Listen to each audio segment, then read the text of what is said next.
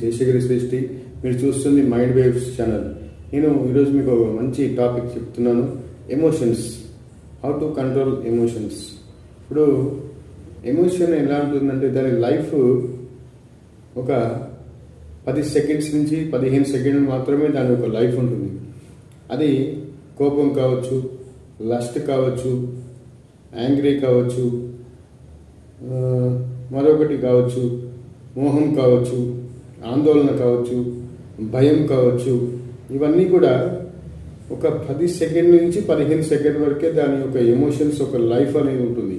ఈ 10-15 సెకండ్లు మన జీవితం మీద చాలా ప్రభావితం చూపిస్తాయి.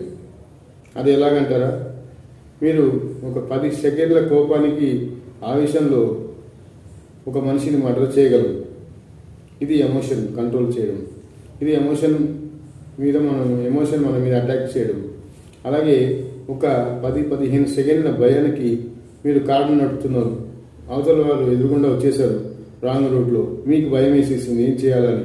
ఆ 10 సెకండ్ల ఎమోషన్కి మీరు బ్రేక్ నొక్కపోయి పొరపాటున ఎక్సలేటర్ నొక్కిస్తారు.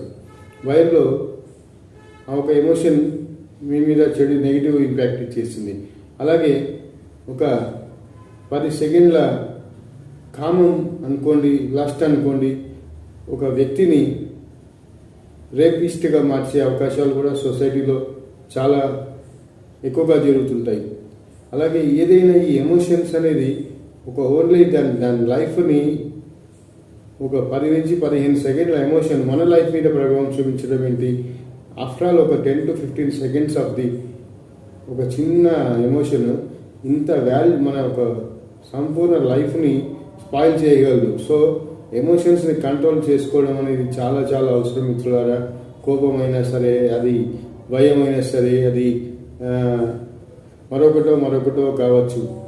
ఎమోషన్స్ని ఎప్పుడు న్యాచురల్గా మనం యోగాల ద్వారా కానివ్వండి, మెడిటేషన్ ద్వారా కానివ్వండి, ఇలా వాకింగ్, రన్నింగ్, ఇట్లా సత్సంగంతో, మంచి పుస్తకాలు చదవడంతో, మంచి వీడియోస్ చూస్తూ, ఈ విధంగా మనం ఎమోషన్స్ని కనుక న్యాచురల్గా కంట్రోల్ చేసుకున్నామంటే మన లైఫ్ ఎమోషన్స్ చేతిలో ఉండదు. మనం ఎమోషన్స్ని కంట్రోల్ చేసే స్థాయికి ఎదగలం.